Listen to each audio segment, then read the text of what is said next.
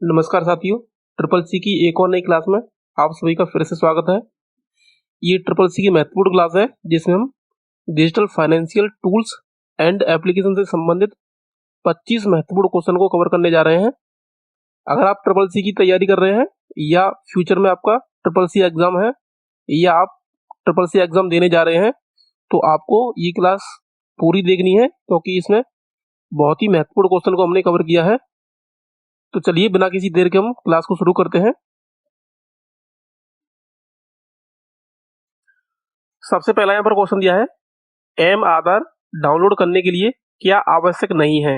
Option 1 में दिया है आपका बायोमेट्रिक डेटा, ऑप्शन सेकंड में दिया है registered mobile number, option third में दिया है इंटरनेट कनेक्टिविटी और ऑप्शन 4 में दिया है एंड्रॉयड फोन। जब हम एम आधार को डाउनलोड करते हैं तो हमें बायोमेट्रिक डेटा की आवश्यकता नहीं होती है, तो ऑप्शन 1 इसका राइट आंसर होगा। अगला यहाँ पर क्वेश्चन दिया है, इनमें से कौन मोबाइल बैंकिंग सेवा है। ऑप्शन 1 में दिया आपका बैलेंस इंक्वायरी, ऑप्शन सेकंड में दिया है अकाउंट ट्रांजैक्शन, ऑप्शन थर्ड में दिया है पेमेंट और ऑप्शन 4 में दिया है ऑल ऑफ अबव। तो मोबाइल बैंकिंग से हम ये सारे काम कर सकते हैं, तो इस हिसाब से all of the above option 4 इसका राइट आंसर होगा। अगला यहाँ पर क्वेश्चन दिया है, कौन है बैंक मित्र। तो ऑप्शन 1 में दिया है banking correspondent engaged, option second में दिया है valuable customer of bank, option third में दिया है सिक्योरिटी गार्ड इन ए ब्रांच और ऑप्शन 4 में दिया है बैंक अकाउंट। तो बैंक मित्र कौन होता है आपका, बैंकिंग करस्पॉन्डेंट इंगेज्ड, ऑप्शन आपका राइट आंसर होगा। अगला यहाँ पर क्वेश्चन दिया है, बैंक ब्याज वसूलता है। ऑप्शन 1 में दिया है लोन्स, ऑप्शन सेकंड में दिया है विड्रॉ, ऑप्शन थर्ड में दिया है डिपॉजिट्स और ऑप्शन 4 में दिया है ऑल ऑफ द अबव। तो बैंक ब्याज किस पे वसूलता है, जब हम कोई लोन लेते हैं, तो ऑप्शन 1 लोन आपका राइट आंसर होगा।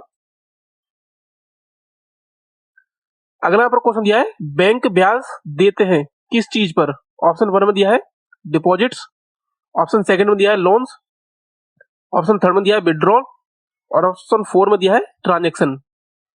तो बैंक ब्याज किस पे देता है आपका, डिपॉजिट पे देता है। जब हम कोई अमाउंट बैंक में डिपॉजिट करते हैं तो बैंक उस पे क्या देता है, ब्याज देता है। तो ऑप्शन फर्स्ट इसका राइट आंसर होगा।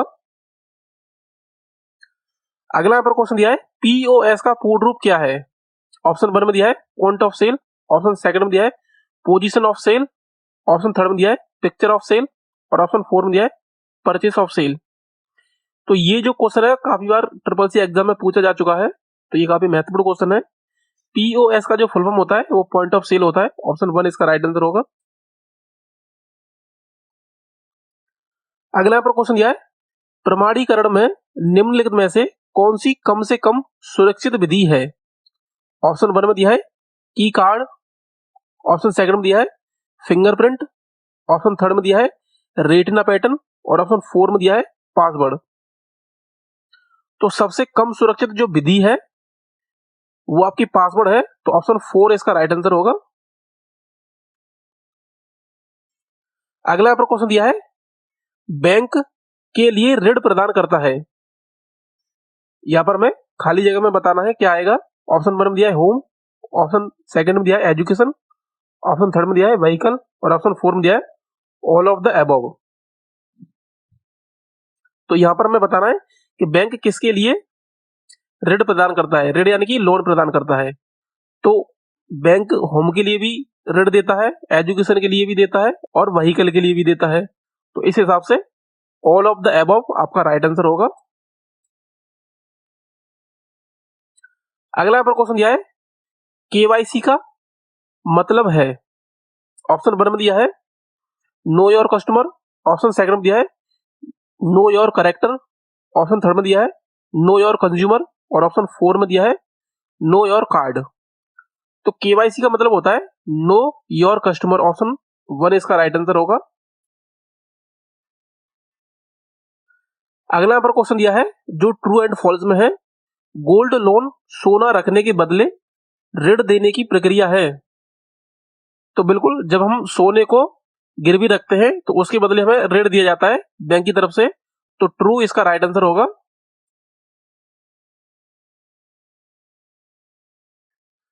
अगला यहाँ पर क्वेश्चन दिया है, ई कॉमर्स कहीं भी कभी भी उपलब्ध हो जाता है, तो ऐसा नहीं है, फॉल्स इसका राइट आंसर होगा।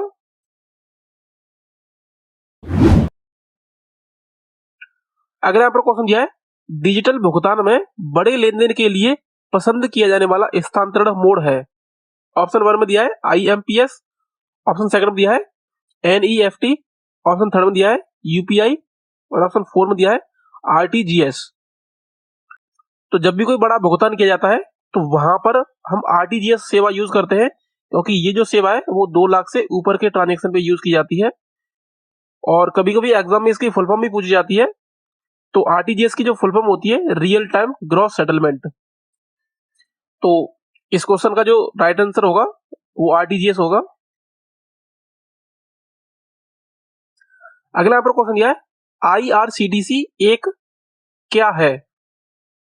ऑप्शन 1 में दिया है प्लास्टिक मनी, ऑप्शन सेकंड दिया है email service provider, option third में दिया है रेलवे सर्विस प्रोवाइडर और ऑप्शन 4 में दिया है ई वॉलेट। तो IRCTC क्या है, एक रेलवे सर्विस प्रोवाइडर है जहां से हम रेल टिकट बुक करते हैं या रेल की जो भी सर्विस है वो IRCTC के द्वारा प्रोवाइड की जाती है। तो रेलवे सर्विस प्रोवाइडर इसका राइट आंसर होगा। अगला यहाँ पर क्वेश्चन दिया है, पैन का पूर्ण रूप क्या है। ऑप्शन 1 में दिया है आपका एक kind of account, option second में दिया है primary account number, option third में दिया है परमानेंट अकाउंट नंबर और ऑप्शन 4 में दिया है पोजीशन अकाउंट नंबर। तो पैन का जो पूर्ण रूप है यानी कि पैन की फुल फॉर्म है वो ज्यादातर लोगों को पता होगी और ये काफी इजी क्वेश्चन भी है।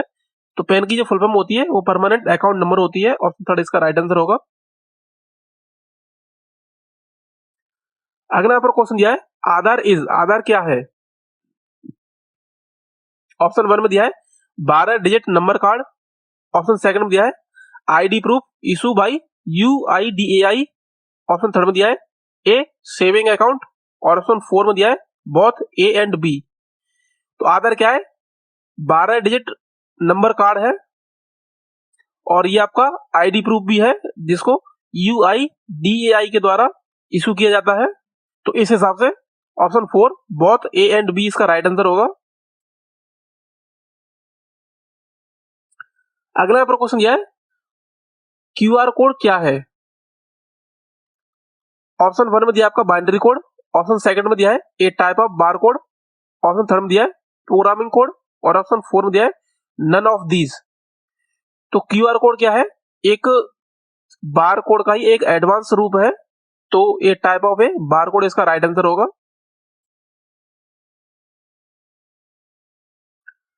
अगला यहाँ पर क्वेश्चन दिया है, बैंक संवाददाता कौन है।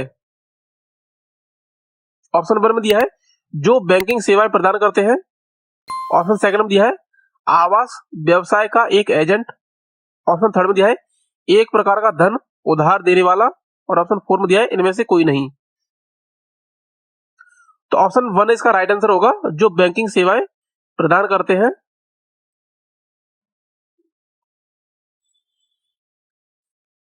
अगला यहाँ पर क्वेश्चन दिया है, ATM कम डेबिट कार्ड पर मुद्रित संख्या में कितने अंक हैं। यानी कि हमें यहाँ पर सीधा सीधा बताना है कि ATM कार्ड पर जो नंबर होता है वो कितने डिजिट का होता है। ऑप्शन 1 में दिया है 12, ऑप्शन सेकंड में दिया है 14, ऑप्शन थर्ड में दिया है 16 और ऑप्शन 4 में दिया है 10। तो सभी लोगों को पता होगा ATM कार्ड पे यानी डेबिट कार्ड पे जो संख्या होती है वो आपकी 16 अंकों की संख्या होती है। ऑप्शन थर्ड इसका राइट आंसर होगा। अगला यहाँ पर क्वेश्चन दिया है, रुपए डेबिट कार्ड क्या है। ऑप्शन 1 में दिया आपका domestic debit card, option second में दिया है issue bye NPC of India, option third में दिया है accepted by all ATM and POS machine और ऑप्शन 4 में दिया है ऑल ऑफ द अबव। तो रुपए डेबिट कार्ड है वो ये सभी शर्तों को पूरा करता है, तो ऑल ऑफ द अबव इसका राइट आंसर होगा।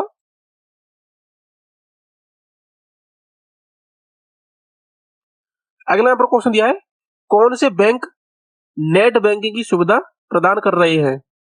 ऑप्शन 1 में दिया आपका state bank of India, option second में दिया है एचडीएफसी बैंक, ऑप्शन थर्ड में दिया है बैंक ऑफ बड़ौदा और ऑप्शन 4 में दिया है ऑल ऑफ द अबव। तो हम सभी जानते हैं कि आज की डेट में जो नेट बैंकिंग की सुविधा है वो सभी बैंक प्रदान कर रहे हैं, तो ऑल ऑफ द अबव इसका राइट आंसर होगा।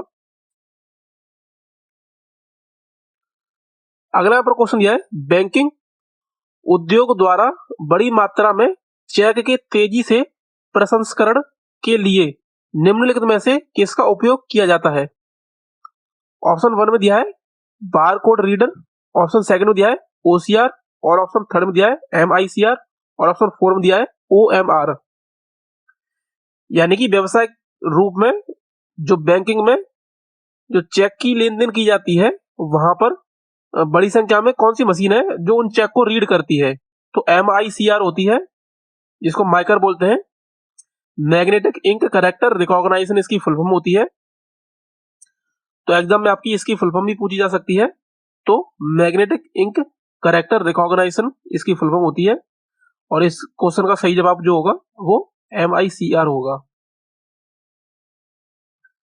अगला पर क्वेश्चन दिया है आधिकारिक रूप से भारतीय मुद्रा चिन्ह को अपनाया गया था, यानी कि हमारा जो भारतीय करेंसी का जो सिंबल होता है रुपीज वाला उसको किस डेट को अपनाया गया था वो यहाँ पर हमें बताना है। तो ऑप्शन 1 में दिया है 5 मई 2010, ऑप्शन सेकंड में दिया है 11 जुलाई 2010, ऑप्शन थर्ड में दिया है 13 जुलाई 2010 और ऑप्शन 4 में दिया है 15 जुलाई 2010।